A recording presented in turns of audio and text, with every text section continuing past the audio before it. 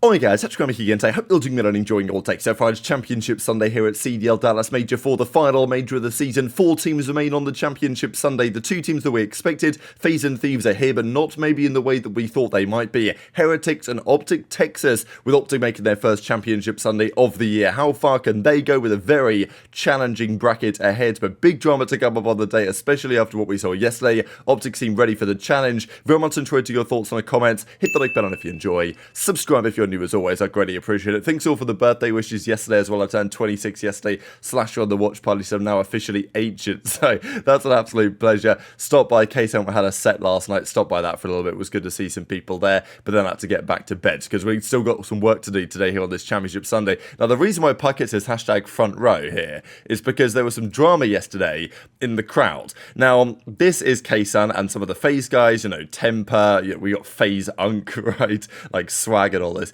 in the front row of the fan stage when this series is ongoing, right? So now this caused a lot of controversy because the guys, okay, there's a VIP section. If you have VIP tickets, you get to sit in the VIP section. Now, the tickets are kind of first come, first serve in terms of where you sit. So if you want to sit on the front row, you get there early and you get your seats on the front row. That's just how it works. It's not like exactly in basketball where you buy your courtside tickets. But, you know, effectively, if you're in the VIP area, that's what you can do. Now, what they realised is, going into this series, is that there were some additional VIPs. Of course, some of the VIPs are VIP ticket holders who have bought the VIP tickets. The other VIPs are, you know, VIPs such as FaZe owners, right? Such as K-San, obviously we've got Swag, Temper, among many others as well. So, you know, this was the big debate, is that, okay, K-San comes in the front row, but some of the fans, I think understandably, sitting behind them, were like, well, hang on a second, we've waited here all day to get front row seats to OpTic versus FaZe, and then they just set up another row right in front of us and put some other guys there who, yeah, sure, they're VIPs in their own right, but, you know, should they have preferential treatment? That's been the big debate anyway. So anyway, aBeZy says they just added a row in front of VIP so FaZe members could sit and watch. What a sick joke. And then he says, I'm seeing people say I shouldn't be upset at this. I am. I paid extra for a VIP ticket. My seat isn't reserved, so I got there hella early to get to the front row. For it to be taken from us randomly is insane. I don't care who you are. So it was a lot of debate on this, really, because I really do see both sides of it. But Puckett's tweet was definitely very controversial here because he said, look, very important person, you can buy one, but don't think your purchase is worth more than those who earned their pass. Now, look, I totally understand the idea that VIPs should be able to access the VIP section.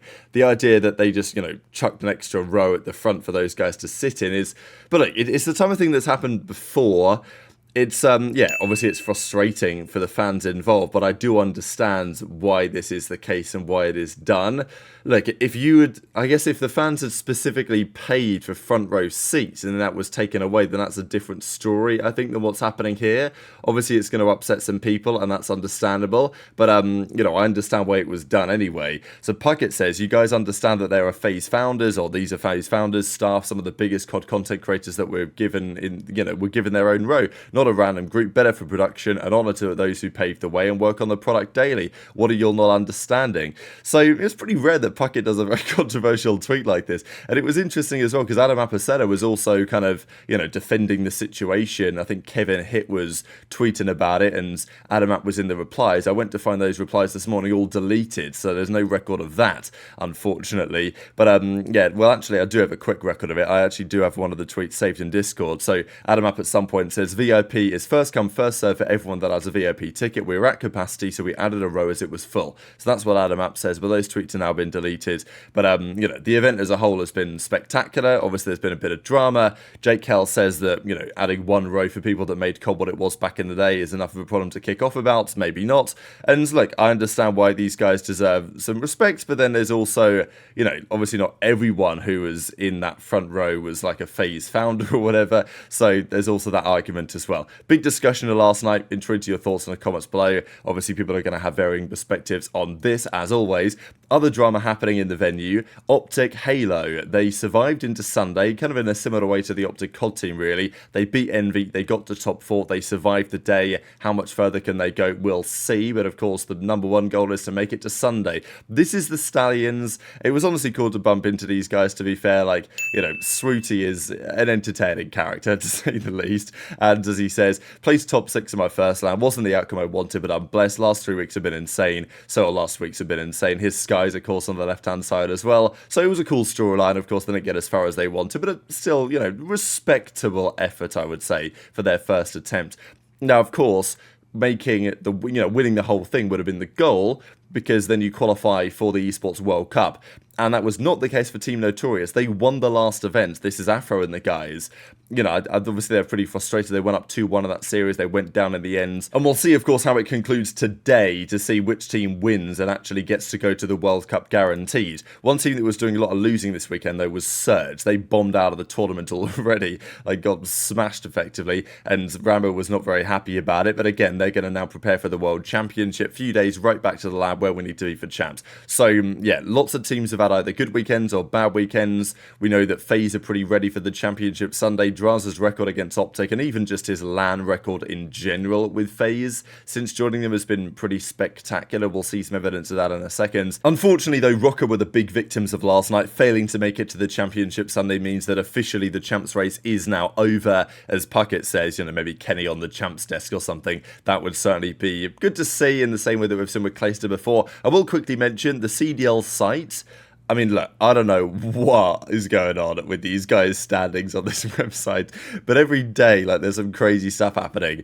Like, basically, none of these numbers are actually right. It was pretty funny that OpTic were put to 275, which would imply they won the whole event already, which, of course, they haven't. And also, Rocker magically got to 210, which, of course, would put them ahead of Boston, but, of course, that is not true. So, anyway, the real standings right now are like this. And FaZe are at 490, Thieves at 485, guaranteed as it stands, but so that's including the points already accrued this tournament, which is critical to note. So OpTic are at 220, but that's 220 before today rather than 220 before the tournament, because otherwise things would get pretty hectic. Now, it's kind of remarkable, isn't it? Look at that. Ravens 20-20 on the year, OpTic 20-20 on the year, both at 220 points. So, you know, pretty nice. But OpTic, they lose their head-to-head tiebreaker. They played Ravens 4 times this season. Ravens beat them 3 of those occasions, mostly at the start of the year. So OpTic need to win today in order to overhaul Ravens and become the number 6 seed, which is what they would want to be, because then they don't have to play Thieves or FaZe round 1 at champs. But effectively they have to beat Thieves in order to avoid Thieves at champs. That's how it seems at the present time. The OpTic crowd, of course, giving some love to Mercules yesterday. I think it was pretty nice to see. I'll share a couple of moments here from this as well, especially Mercules talking about his optimism and intentions to get some revenge against the boys on FaZe, potentially going into the rest of the tournament as well. But the bracket, of course, to get to that point is going to be a very different story. We also saw Dashy tweeted about how the aBeZy caught him in a couple of, hostage situations again. I thought it was pretty ambitious of aBeZy, right? Because the first one, they were literally down like 50 points and he was pulling up hostages. The second one, it was pretty much a tie game. And then they went on to win it in a pretty crazy fashion in that rewind hardpoint game 1. But Dashy's like, look, please leave me alone. Like, I don't want this type of smoke anymore. Some love to OpTic, Texas. I got Mercules with me on the main stage. And man, what a series that was. Mercules, you're going to go play in another Sunday here at your second event, man. How does that feel? Feels good. First Sunday in green, so I'm excited. Hey, mad excited, okay? Now, talk to me. I had to get you up here. The crowd was like, Blaze, we need Mercules. He's like the second coming of Skunk. Get him on the stage right now, okay? We love this guy. Talk to me about what is this crowd like versus the crowd in Miami? I thought the Miami crowd was insane because that was my first event, but this one blows it out of the water. Absolutely. Yeah, I want to play FaZe again. Hey, But these are the championship grand finalist of last year, and the fact that over half of them will not be at champs this season. It's kind of crazy stuff, really. Obviously, there's still a bit of a debate on what exactly happened to that OpTic team to get to this point where it was just an absolute full collapse. Because even though Kenny didn't qualify for champs, I think that even though that team wasn't great, Kenny still proved to some degree that he was a more competent player and, you know, a better leader than he'd maybe shown on OpTic for the first part of the season with that Rocket team. You know, he played better individually. Pred, I think, was better individually going to the Falcons. So, you know, it was obviously a big talking point of the season, that change. But neither of those guys are going to be there. HyDra is, of course, on the New York team last year. Dashy and Shotzzy are, because OpTic made it. But Kismet won't be, went to the Gentlemates, so did Skyz, and then he went to OpTic, and that's not lasted too long, and then Sib as well won't be there, so pretty remarkable to see something like this. You won't see this very often, that, you know, the teams that were there in the championship grand final last year at, obviously it was in Dallas last year, well, up in Allen, at the Credit Union Texas Arena, whatever it's called, but 3 of those 8 guys are the only 3 to actually be attending the World Championship. But let's talk about who's going to win the whole tournament. Since picking up Drazah, FaZe are 31 in 9 on LAN. Pretty crazy stat, really, that they've played in more events than they've lost series. So, you know, it kind of makes sense. Some of them they've won and lost 0 series. Some of them they've lost, you know, 1 series and went on to win it again anyway. Or, like, if you make the finals and then lose, you only lose 1 series, right? Rather than a double elimination thing that can sometimes happen. They're 12 and 2 on LAN in Black Ops 6. It's a good record. Can it get better? Sure, possibly it can.